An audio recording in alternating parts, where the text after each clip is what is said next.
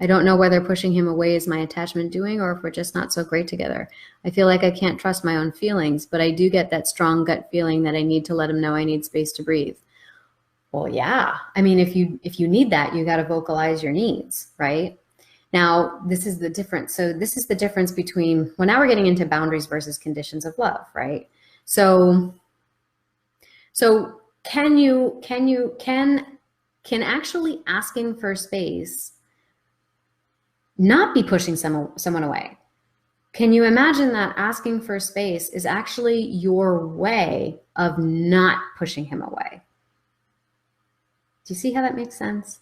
Because you're basically saying, no, this is a boundary of mine, and this is what I need in order to remain emotionally present in this relationship, right? And you may even express it that way. It's like, look, I care for you. I'm really enjoying this experience with you, but I do have some specific needs around space. And it doesn't mean that I don't care about you. It doesn't mean that I don't want to be in this.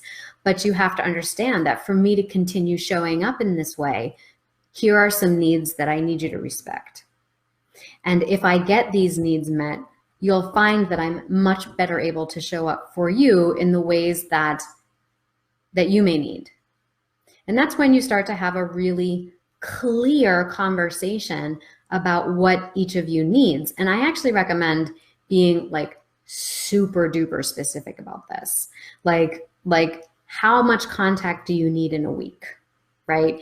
Okay, well, that may be a little too much for me, but here's what I can do without feeling taxed or stretched or overwhelmed or invaded upon. Okay, and that's when you start I think sometimes people feel like that's unromantic and that's this and that's that. And actually, this is what's going to help you build the romance, because romance is about real intimacy, right? And if you feel like doesn't this just happen naturally? Shouldn't this just happen naturally for us? And if it doesn't work, it's not a good fit. I don't know where, who, and what taught you that. Because no, you are different human beings. You're not mind readers, right? No, it's not. I don't think it's something that you're supposed to just be born with, and if it doesn't magically happen, then somehow you're not supposed to be together. You know, like that's the thinking of early attachment wounding, okay? Because that kind of thinking stems from a phase of life in which we have what's called infantile omnipotence and egocentrism. Basically this idea that we just sort of naturally merge into our partners, and we think that they think the way we do, and we think that they feel the way we do, and we think that, you know, they become part of ourselves, and we don't recognize that other people have different needs and desires. And so again, it goes back to that split stuff. Some people merge in that way, and other people, I think that they get subsumed by that, and so that's what leads to avoidance, right? So I would have to say that I think that, I'm not sure why you think that you don't trust your own feelings. It sounds like you know your feelings very well. I think it's like you have this belief that if I express a need for space, then I'm gonna lose I'm gonna like throw out the baby with the bathwater, right? And that's kind of the all or nothing thinking that we tend to fall into. Now, if your partner is also insecure, and I'm guessing that he probably leans towards anxious if you're someone who feels like you lean towards avoidance and needing space, you got to realize that you can't mitigate his feelings. You can't control his feelings. His feelings aren't your responsibility per se, but you know, in honoring your own boundaries, you're actually going to be sparing his feelings in the end, because it's allowing you to show up most authentically. Right? And when you show up most authentically, that is really the greatest thing that you can do in service of love and in service of the relationship. And if he has feelings about that, he has a right to those feelings too. But in holding his boundaries, you know, he has to be responsible for them. And if he tries to make you responsible for them, that's where you continue to hold your boundaries. And you're like, I'm sorry, I understand your feelings, and whatever you may be feeling now, and even if you're sort of angrily lashing out, from a deep place of understanding my own self and my own boundaries, I understand that that's something that you have to go through. And I can't be responsible for holding your hand through that, because this is a boundary that I have. And ultimately, for the benefit and the health of this relationship, I know that I have to hold this boundary. And I believe so deeply in us. And I believe so deeply in the success and the potential of this relationship of us together, that I am willing to hold this boundary that I have that speaks from the most authentic place of myself, because I feel that it's the only way that we will be able to really realize that potential together. And I understand that you may need time to go in and to find that place within yourself, to understand that by my expressing a need doesn't mean the dissolution of that. Unless, you know, he starts to push conditions on you, in which case you hold your own vibe. You hold your own vibe. And someone who's ultimately going to work to try to meet you where you're at, that's a beautiful, beautiful thing that happens, and usually results in a deepening layer of intimacy. If it's someone who falls away, you gotta let them go. You gotta let them go, because as long as you hold that vibe, you will call in someone who shows up authentically, right?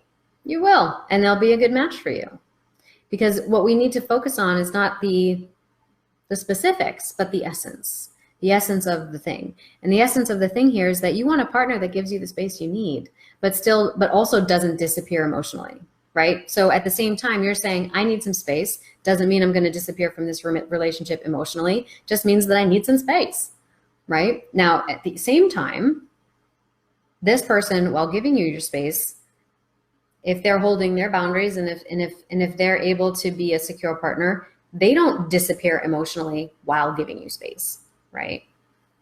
So it's a negotiation. And I think part of what helps that is when you can be super clear about what your needs are. And part of being super clear about what your needs are knowing what your needs are. And I think you can give yourself a little bit of credit here, because you know, right? You know. Yeah. Yeah. So you have a strong gut feeling. I would listen to that strong gut feeling. Doesn't mean you're abandoning him. Okay. All right. Carl says growth and maturity. Mm-hmm. My partner is anxious. Yeah, I got a sense that he was probably anxious. But, you know, I really think that if you can come to it with a language like that, you know, and actually you're sort of a step ahead, because you're already sort of examining and looking at what are the dynamics of someone who may more frequently hang out in the anxious spectrum, right? You have a knowledge and an understanding of where he's coming from. So when you can think about part of the ways in approaching our partners is responding to what they mean versus what they say, right? So that's like deep structure versus surface structure communications. So you know that when he, like, so if he responds in a negative way, you know what he means is, I feel deeply connected to you, I really like you, and I want to see this through, and I'm afraid that that is being threatened right now, right? So what he means, that's what he means. And so if you can speak to what he means and make sure that you address what you assume his needs might be based on what he means in the way that you communicate your needs, then oftentimes this tends to, you know, kind of, what's the word, circumvent some of the conflict that we receive, right? And sometimes it's hard, because sometimes we can feel, you know, we can be triggered and you know, we get lost in the surface structure communications. But if you can kind of think of it from the get-go, like, okay, I know this is going to upset him because I know that he needs this, this, and this to feel this, this, and this. So what can you say to speak to the things that he needs to feel so that he understands where you're coming from, right? Now, I'm not suggesting that you have to do all the work in the relationship. You know, I do think that it's everyone's responsibility to establish their own boundaries and communicate them in a way that is empathic, right? Not just your responsibility, that's his responsibility too. And all you can do is your work, and then you have to allow him to go through whatever he needs to go through in order to do his work, right? You know, I hope that helps, Marta.